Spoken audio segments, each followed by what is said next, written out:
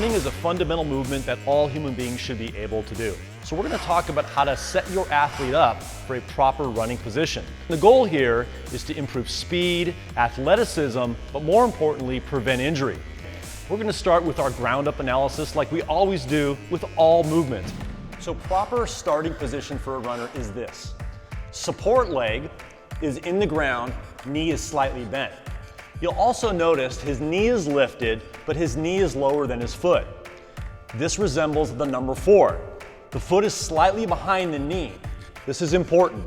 In running, we want to avoid a lot of quadricep dominant work, and we want to make sure that that hip flexor is nice and relaxed.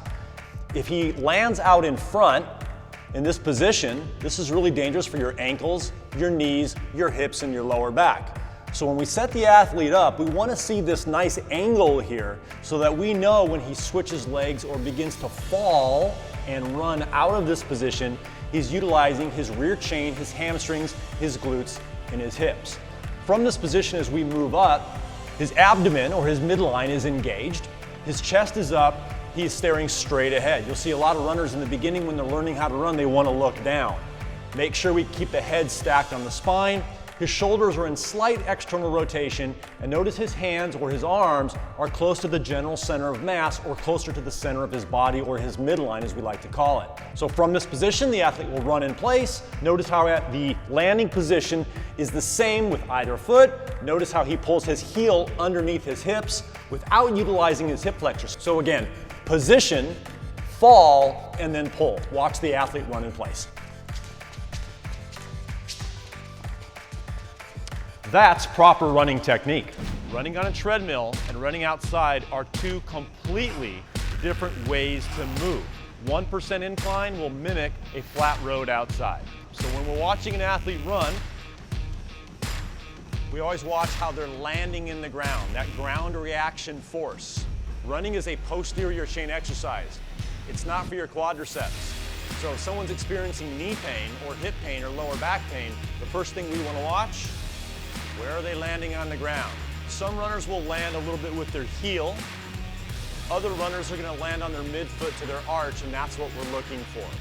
You can also listen to people run. It should be quiet, it should be soft. And we're looking for the foot to land underneath the hip. When the foot lands on the ground, we pull the foot under the hip.